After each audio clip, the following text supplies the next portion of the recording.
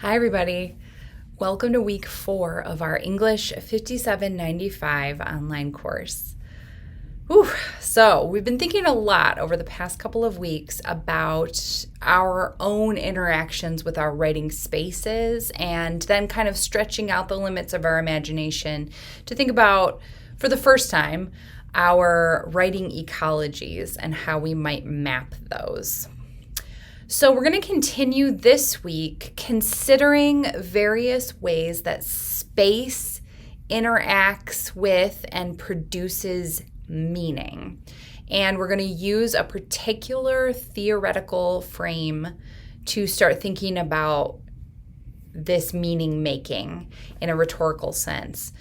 So in this week's mini lesson, I'm going to cover, of course, our readings, and we're really going to delve into this concept of kairos, which is a rhetorical term that, as you'll see when you look at Rickert this week, has had multiple interpretations and usages throughout the rhetorical tradition. We're going to look at why Rickert thinks it is a particularly emplaced term. And then in terms of your homework, we are just getting back to basics this week. You have a reading response, which is your individual engagement with the readings, as well as your reflective discussion. And trying to keep myself on task, you'll see at the beginning of the mini lecture slides, I have your reflective prompt for this week. So without any further ado, I'm going to go ahead and hop into our slides and get started with our mini lecture. Okay, so this week we are considering writing into and out of history and events. So we're thinking particularly about the ways that historical occurrences shape the meaning of spaces, and how events concentrate people and materials and signifiers into a particular place. So here are your reflective prompts for this week's reflective discussion. First prompt, what even is kairos? Now, if you do the readings, you are going to have lots of different answers, but try to distill it into your best articulation as far as you can tell. What is kairos and how does it inform writing? And then what is the connection between an event and a place? And hint, hint, these questions interact with each other. So I think you might find your responses useful as you kind of think through both of these questions. All right, so I've mentioned Rickert. Here we go. Rickert is a lot. I was going to say Rickert is extra. He is a little extra. But his book, Ambient Rhetoric, and particularly this chapter, are very rich.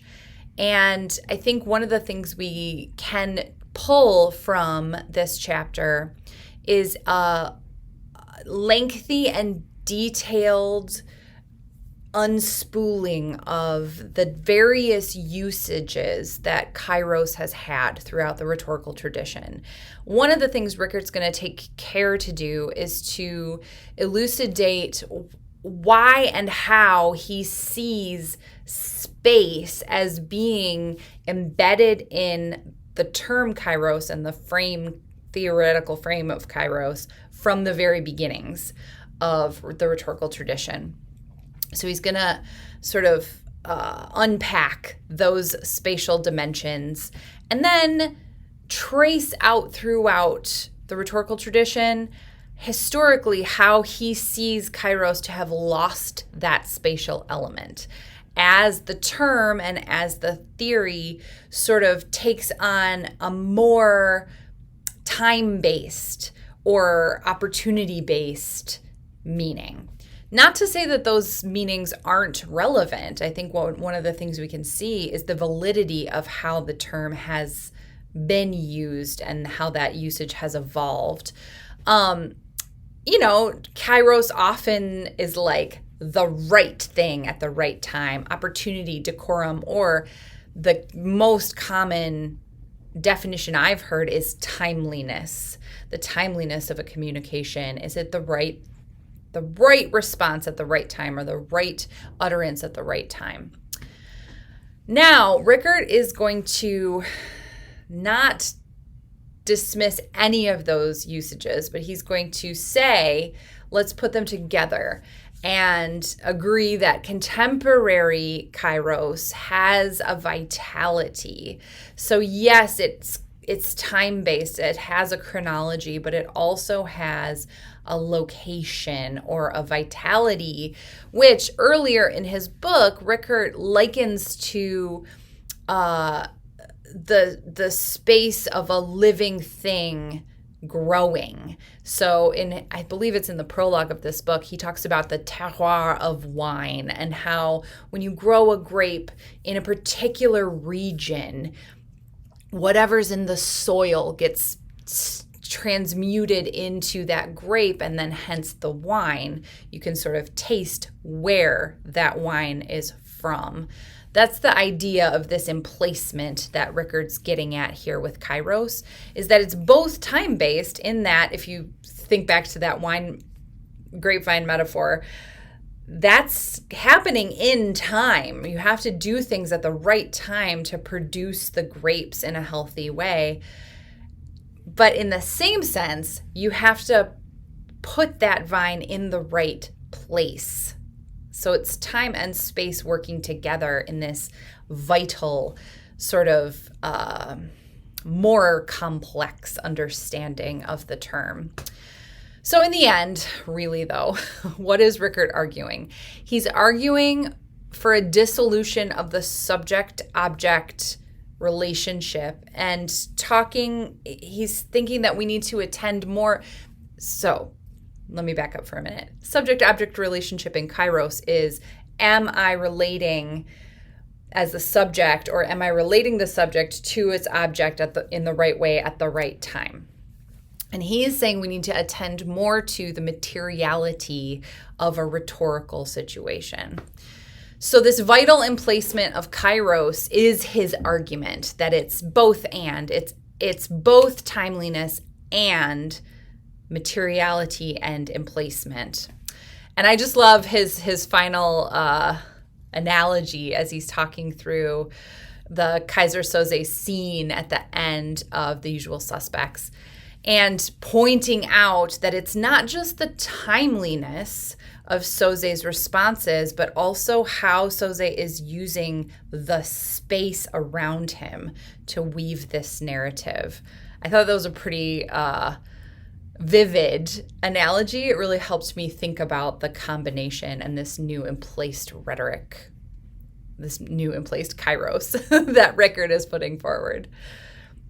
Okay, so then we've got a few short pieces to see this in action a little bit, this idea of Kairos. The first piece by Ulmer is really nice because it's a focus on Detroit, the city that we are writing in and into in this course. So Ulmer is talking about street art, particularly down at Eastern Market. And so aside from sort of defining street art in the ways that she means, and there's like a really helpful table that kind of will give you lots of terms and their specific definitions, her main point here, and what I think is so important, is that she's not just defining street art or saying like, hey, isn't that cool? It's there. She's noticing the particular tensions between street art as it is historically emplaced and as it is coming to be seen in a creative city such as Detroit. And she kind of talks through the tensions of like where street art is sanctioned. Does that change it? How is that sort of setting up a weird, commodification of this timely generation of art? So she uses this method, and I want to talk about it because it might be something interesting for you to use as you're thinking about your inquiry project this semester. So her method, she's using photographic cartography, which she takes care to say is not rote documentation of every instance, nor is it a critical documentation, but rather she's looking particularly for the instances of street art in her field of study that plays on this fault line or this tension between sanctioned and illegal, between gentrified space and urban space that is not neutral, that is othered. So that I think is really interesting. And then she's using that method then to say that these points of tension are the points that are going to demonstrate for us the push and pull between colonialism and the post-colonial sort of breaking away or resistance metaphor. I'm not sure if metaphor was the word I wanted, but I feel like I need to keep going. So we're talking about street art, how it is in tension when it is sanctioned but isn't sanctioned. Now we're going to think about this in reverse. So where street art is a phenomenon, a type of artistic expression that has been illegal and now is sort of like becoming sanctioned. Here we start off with an event that is sanctioned from go. So this is the music festival. Rietveld and Koleolis are talking about the Detroit Electronic Music Festival movement and how this event is pulling together folks both from within the city and from without the city to create meaning in a place that then has meaning ascribed to it that may or may not be accurate. So if you think about the discourse of hope, like, hey, we're all coming together, it's Music Man, there is a creation of meaning that gets ascribed onto this event. And so one of the things that Rietveld and Koleolis point to is that this is what an event does. It's sort of doing that vital work that Rickert is talking about, pulling together time and place and space into a new meaning that's being made. So this is really cool because they are showing here how an event like this has the power to do what politicians, artists, singular movements have not been able to do. And that this is also showing a shift in the city from a Fordist Detroit, so a highly industrialized, capitalist, centered city to a post-industrial city, and how the German influences of this electronic music festival sort of lean into those ideas of urban decay. And even though there are the German European influences, there's also Afrofuturism, which has probably, I would say, an equal amount of influence on any event in Detroit, but especially this one. But we kind of end with this myth of Detroitness, which I think is important because, especially for me, who, I've never lived in the city proper, but I've grown up in the Metro Detroit area. And so I've kind of lived my entire life with being from Detroit. I'm not from Detroit. I'm from the metro area. But there's a myth about what the city is. And that myth is changing, but it's still a myth held by what we might call outsiders or out of the city, out of the metro area even, folks, though metro area folks also buy into this myth. It's a myth about urban decay. It's also a myth about renewal, There's just a lot of meaning that gets ascribed onto a city, onto a space, when you come to that space for a particular event. And then you leave the space. The event is over, but does the space maintain that meaning? Not really, not usually, although maybe there are ripples of that event still sort of impacting how people use the space. It doesn't often stay the same at that same level.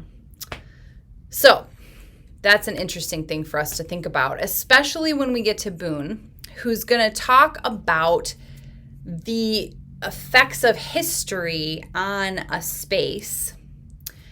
And so this is like sort of, once again, flipping Rietveld and Koolholis on the head. So instead of thinking about an event that's creating meaning, we're thinking about many events over time building up a historical significance for a space.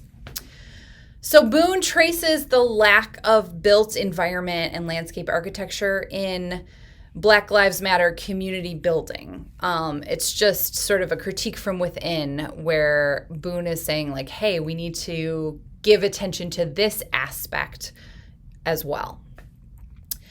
And what Boone's going to do is he's going to use some themes that he's pulling from actually a speech that one of the Black Lives Matter founders gave: to be seen, to live with dignity, and to be connected, to talk through various different significant spaces of Black landscape architecture and Black design in spaces.